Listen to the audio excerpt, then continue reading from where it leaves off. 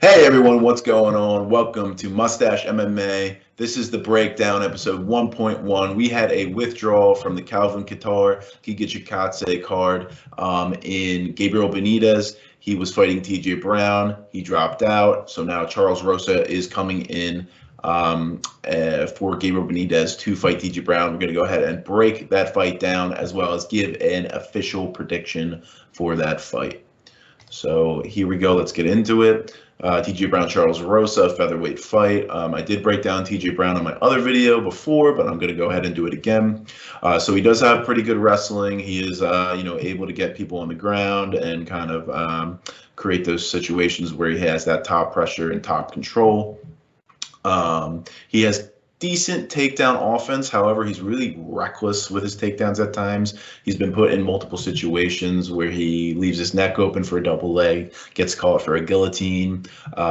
He goes in for takedowns, and it's just so reckless that other fighters are able to create scramble situations, and then he ends up on bottom. So decent takedown offense, but at times it's been too reckless. He has shown that he's kind of got that under control a little bit in his most recent fight with Kattar. But in the past, it's shown a lot of recklessness. So hard to trust that takedown offense. At times, he does struggle to keep fighters on the ground. Again, I think this is something he worked on his last fight, Kaikamaki. He was able to kind of, when he got on top, he was able to hold him there for a good amount of time and have some control time and do some damage there. Himself, his takedown defense isn't the best either.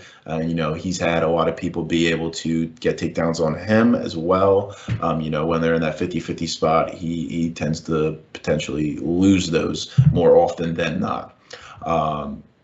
He does show a really strong pace in the first and second round.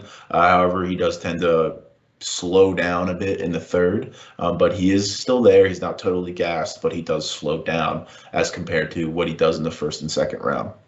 On the feet, he actually is pretty good. He's got really quick hands, and he throws a lot of volume. This guy just keeps going kind of guy. So he's not going to stop. He's going to be in your face a lot of the time. He's going to be throwing. He's going to be shooting for takedowns. He's going to be trying to get control time. So, this guy is pretty favorable in the judges' standpoint, if you will, when he does a lot of things that the judges like. So he gets control time. He throws a lot of volume. The only thing is he does have a questionable chin. He's been clipped a couple of times, but he is able to recover. The 2 times that he did get clipped, he was able to recover and actually win both of those fights.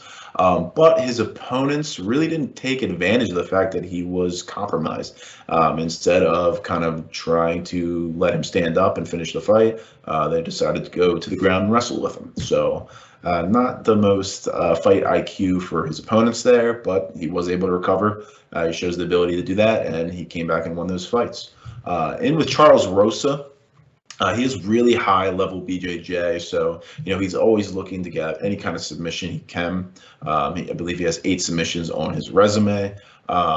So that is kind of generally his main point. He doesn't really have too much strong suit in a lot of different areas. His BJJ is his main point of focus to where he's really good at. So his takedown defense isn't the greatest. He's taken down somewhat easily by other opponents. But however, if it gets into any kind of a sticky situation, he does have a good ability to create scrambles where he can kind of get into a weird submission scenario, or he's able to kind of create a scramble just to get back to a 50-50 position and then back up to his feet. When he does get fully taken down, though, he is almost too comfortable on his back, which isn't good in the judge's eye. He doesn't really, he hasn't shown the ability yet in the UFC to actually get and find a submission on his back, and he just stays there for too long. He needs to know, okay, I've been here for a minute, nothing's working, time to get up. Doesn't look good in the judge's scorecard to sit there for 3 minutes and have somebody on top of you. That's almost a lost round right there. On the feet, his striking is really one-dimensional. Like I said, his BJJ is his kind of preference of what he should be doing in his path to victory. His striking is so one-dimensional. He doesn't throw really any combos. A single looping shot, a single jab, a single leg kick. That's it. He doesn't put anything together. So with that being said, my official pick is going to be TJ Brown. I think he just has a really big advantage on the feet where he's going to be able to just kind of piece Charles Rosa up, and Charles Rosa isn't really going to be able to do much. TJ Brown also, he has the option to go to the ground, although it's a little more dangerous. I think he is able to probably get those takedowns if he wants. The only thing I might be a little weary of is Charles Rosa can end up getting on top of TJ Brown. That could be some trouble for, Rosa being able to pull some kind of submission there. And also, TJ Brown just getting reckless with his takedowns, maybe getting tired in the later rounds, leaving his neck exposed or something like that. And, Charles Rosa being able to get a choke. But again, I'm confident in TJ Brown being able to get this one done. I think his path to victory is just keeping it on the feet and, winning a decision there by outpointing Charles Rosa on the feet. All right. So thanks, guys, for watching my video. If you liked it, go ahead and hit the subscribe button, hit the like button. Tell me whether you disagree or agree in the comments below on who you got with this pick.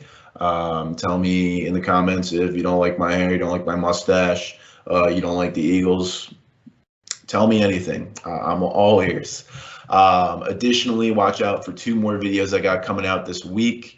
I believe I'm going to release them both on Friday. My best bets video, I'm going to go over all my best bets for the card. And then my parlay plays video, I'm going to have, a couple conservative parlays and then also a couple really fun parlays with some high payouts. So thanks for watching, guys, and I'll see you next time.